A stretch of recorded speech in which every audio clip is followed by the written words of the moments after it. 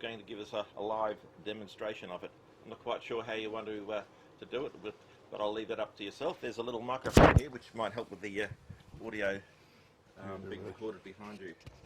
Take it away, Bob. No problem at all. I've been playing around with looking for power line noise for some time, because the location I live in Seaford, it started off having it was always 20 over 9. So anything below 10 megs was impossible to work.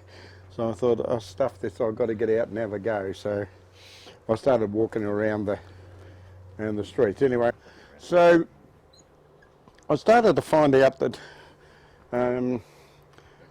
not all the noise that was all as a result of direct arcing and so on, which produces broadband RF. A lot of it was associated with corona, and when you get corona across something like a faulty insulator or a fitting, it's when the E field gets to a critical level, it'll actually flash over, and what it does is ionise the airspace around. Now, if you wander around at night, often you can look up a pole and you can actually see it. And a good pair of binoculars is also a handy tool if you're walking up and down the street looking for noise sources. And if you go, there's a site called sigwiki.com, and on that website there are all these different sounds of RF noise and so on, and what they're likely to be. So if you're trying to hear what corona sounds like, go to Sigwiki and have a look at the website. But it sounds like frying chips in a fry pan. That's basically what it sounds like. Okay, and it produces this purple glow around the faulty component. Okay, so all right, this is fine, but do I want to wander around the street at night looking for this? No, so that's why I built an ultrasonic receiver. And what this receiver does is it down converts from 22 kilohertz to 44 kilohertz. And I use an NE555 as the local oscillator into a FET mixer, and that gives me a signal in the audible range, which we'll give you a listen to shortly when Ian fires up his little box out there. Okay, so a lot of the research that I did, I started to find a lot of references to the levels of and some of the characteristics of noise produced from corona. And the interesting thing is that levels below 1 meg, and at the really low frequency end, are around about 60 dB microvolts or thereabouts. Now, once you go over 1 meg, it drops dramatically to around about 20. Sorry, below 1 meg it's that, and when you get to 10 megs, it flattens off and the level stays about the same. As long as you can hear the noise, that level is around about the same. So if you produced a curve of that, it starts up here and then it just flattens off like that. And there's quite a lot of information on Wikipedia about this sort of thing if you want to go and research it a bit more. Okay, and the ultrasonic noise, that's why I made the thing tunable, because it's somewhere between 30 and 45 or thereabouts. Okay, now there are some standards related to all this stuff for power line companies, and CISPA is our international standards mob, and the stuff for RF measurement, they're on CISPA 16 and 17. So there's about like 156 pages if you want to read each of the standards about what power line companies are supposed to do in terms of meeting standards for noise and so on. So it's on those two documents.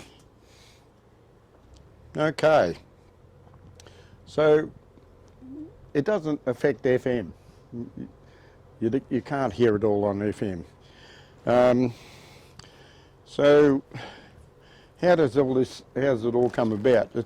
Well, the base frequency is 50 hertz, as we all know, but the noise is produced by all the other information that's on power lines, like switching, transients, load changes, all these things produce multiple harmonics and all the rest of it. So if you've got noisy equipment down the end of the power line or something like that, can be feeding back into the power line and retransmitting the crap. So often, if you find the noisy component, sometimes you'll find it's being imposed on the power line, as well as if you find it in your house or something like that. A little bit of it tends to go down there. When it's really bad, if you're driving around your car and I listen to the local radio station down here on 531, and I found that's listening to that station driving around where I live. I drive around the streets and all of a sudden I get receiver blocking. And what is it? It's power line noise. So I get out with my little old box and I point it up the phone. Sure enough, there it is. So I reckon I could drive around Melbourne with my GPS, with my man overboard function, and just plot all these spots where all the peaks and troughs are. And the worst one I found so far is Springvale Road, Blackburn Road, between Princess Highway and Burwood Road, and Burwood Highway, Burwood. And you can drive the whole length of that road and you'll hear nothing but power line noise. So I don't know how you fix that one. Okay, there's some golden rules about where do I start, how do I look for this stuff. Start with an AM radio, or radio on AM. Use Ian's little DF loop and go for a walk. Every noise source has a signature, and this is what we were talking about earlier on, keeping a log. What does it sound like? How often does it occur? Is it daytime? Is it nighttime? Is it start at 6 in the morning and go to 11 o'clock at night, or does it come on at 6 o'clock at night and go off at 11 o'clock at night? So all these things are very important to put in a log if you want to get if you want to characterise the particular type of interference. One of the things I use is on odd occasions, in talking to Drew Diamond, he's found noise sources up to 15 kilometres away from his house.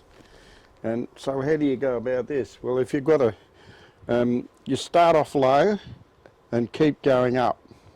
Now, the noise doesn't change with received frequency. It's always, the signature of that noise source always stays the same, no matter what frequency you're listening on, or you can detect it on, as a result of the particular harmonic you might be listening to. So the higher the frequency you can use when you're searching, the better, because that means you can get in closer. So if you can hear it on 70, go for it on 70 and go look for the thing. Now, there's some very good apps you can put on your mobile phone. There's one just called Fox, it's called, and you take a bearing, you just line it up on the bearing of the signal source and press the button, and you go somewhere else and you do it again. Do this 3 or 4 times and you'll finish up with a little cocked hat, a little square, or it's like a triangle on your map on your phone, and then you go, that's where I need to go looking. So that you can narrow the whole thing down by doing something like that. Okay, so if you're getting close to a power pole and you've got your beam and you're pointing up there and the thing's as noisy as all hell, and you turn it that way and it's not, so you walk down to the next pole and you go back, take a bearing, yes, it's that pole, walk on the other side of the pole and do the same thing back, so that you get it from 180 degrees of difference in direction, so you can confirm it's that pole. Once you get the pole right, every pole has got a metal strip on it with an ID number, so you can actually note that down, and you need that information when you're talking to the power companies. Okay, so I've got my little ultrasonic receiver. I might get Ian to turn on his noise source.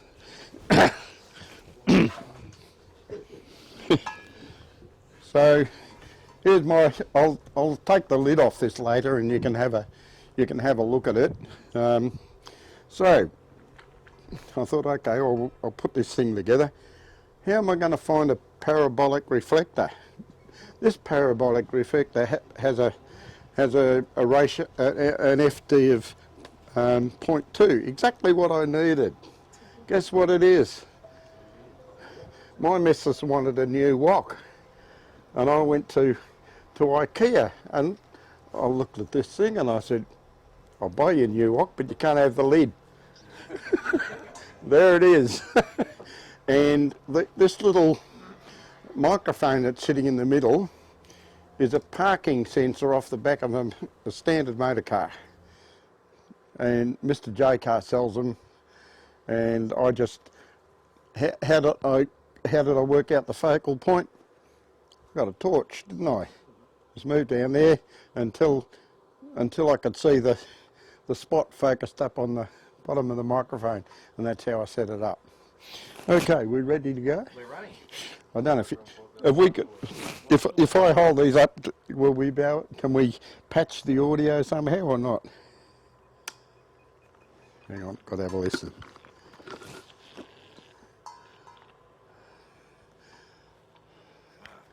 Hang on.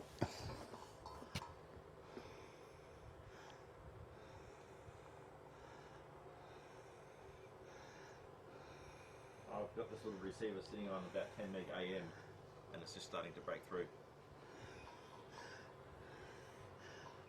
I can certainly hear it. Yeah, it's there. How'd you know? I don't know if we'll leave it on. You can come and have a listen. So that's essentially what a high gain audio is. Exact at ultrasonic level, yes. Into a FET mixer, down converted into the audible range. That's how it works. So we're listening, what, 40 kilohertz? You're listening at around about 22 at the moment. The thing is broadband. Yes. You're Yeah, untuned. right. All right, that's the guts of it. All right. So I've got lots of other little tools that I use, in which you may have seen these things around. I don't know if I've got another to slide, have we? Okay. So one of the things that this is a little field strength meter that I use in my caravan so that I can locate the TV station at the local TV station when I go camping. Guess what? I found out you put a long period antenna on it, and I can use it for noise. Noise. It's very broadband, untuned, but it'll give you a rough idea. This is a bit more sophisticated one. It has a. I'll just wait for it to boot up. This is actually for measuring the quality of and field strength of local TV stations, and then I can select a spectrum display, and I can go from 37 megs to 900 megs on this, and you get a very nice little spectrum display. Just hang on. So there's no antenna on that, but there's a bit of crap around here at the moment, and so I'll pass that round, and you can have a bit of a look. All right. The other thing that I've used with a loop antenna is one of the old analog TV signal monitors. I don't know if you've seen these things, but and they've got a built-in attenuator on them, so I can attenuate the signal, and I'll just stick a whip on it and fire it up. There it is. That's what you're listening to out. That's Ian's little spark gap going hell for leather. If you put a loop on it, obviously it becomes directional, but that's what it sounds like. All right. So sometimes these were designed for when we had analog TV. So, but there's few of these still thing around. People think they're useless. Guess what? Best search tool you'll ever find. Okay, that's pretty much what I wanted to talk about. One of the other things too, also, I've been going around some of the lighting companies, people like Australian Lighting, and I've been to home shows, and I've conducted these interviews with people that sell LED lights and stuff. And oh, by the way, you know, do you know that there are standards associated with this stuff that you're selling? And they go, oh really? You know, where do I look? I said, oh well, there's this mob called the ACMA that really want to know what you're doing, you know. And one of the other things I did was I started I used to work with this fellow who left Bosch when I was there, and went to work for the Solar Energy Council of Australia. So I got in his ear about, do you have accredited installers, and you know, how are these people trained, and how do they measure the equipment they're putting in there, doesn't, you know, whether it complies or not, or whether it joins. So I sowed the seed of doubt.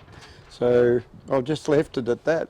I'm not quite sure what happened as a result of it, but what we do know is there's a list of accredited installers suppliers on the website, which you can look up. So there it is. Has anyone got any questions? Well, the accredited installers, Sorry? The accredited installers have to use accredited equipment. That's correct. Yes. Yes. Yeah, now the other thing, just recently, as Chris and Ian know, I wrote to the ACMA about the use of the RCM markings and so on, and basically the answer I got was, well, you know, there's a lot of stuff coming in, and it's not kosher for these people to use CE markings because it doesn't meet the Australian standards, or C marking, or thing. The only thing that's approved is what's called the RCM mark, which is a triangle with a C inside it with a tick inside that. And it's the only thing that's approved. Yeah, so, and that's basically what the ACMA said, but they basically came back and said, well, really it's buyer beware. Okay, so that's the answer I got so far. So that's where we're at. But there are some simple tools. Look, just a simple little portable AM radio set on the bottom end of the band. You can walk around the street with that, because most of them got a loop stick in it, and suddenly it's directional. And that'll get you within 20 or 30 metres of the offending source. Ran out of time. Okay, thank you.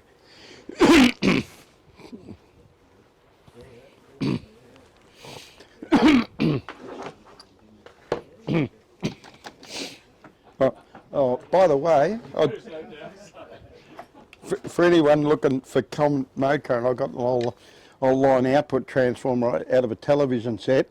I build a detector circuit on the back of it and put a meter on it. I lift the top off that, poke the coax through there, and we are at Antennapalooza in Druin West. So far, I have constructed my DF loop, almost. I have now, and it's been a pretty good weekend. It's okay. What have you got out of this weekend in amateur eyes? It's given me a project that I want to do. Firstly, the DF loop, and also that ultrasonic power line noise finder. That was a very interesting one. Also a very interesting talk about using QRM Guru. I might move on to using that for my finding of noise, because I've got about an S9 of noise in my local area. Yeah. So you reckon it was worthwhile coming up here for the weekend? Absolutely. Okie dokes. So you'll be back next year? If coronavirus hasn't killed us all, I'll be right back. Yeah, I must admit, if I'm not in the desert, I'll be back. Been a good weekend so far. I've enjoyed it.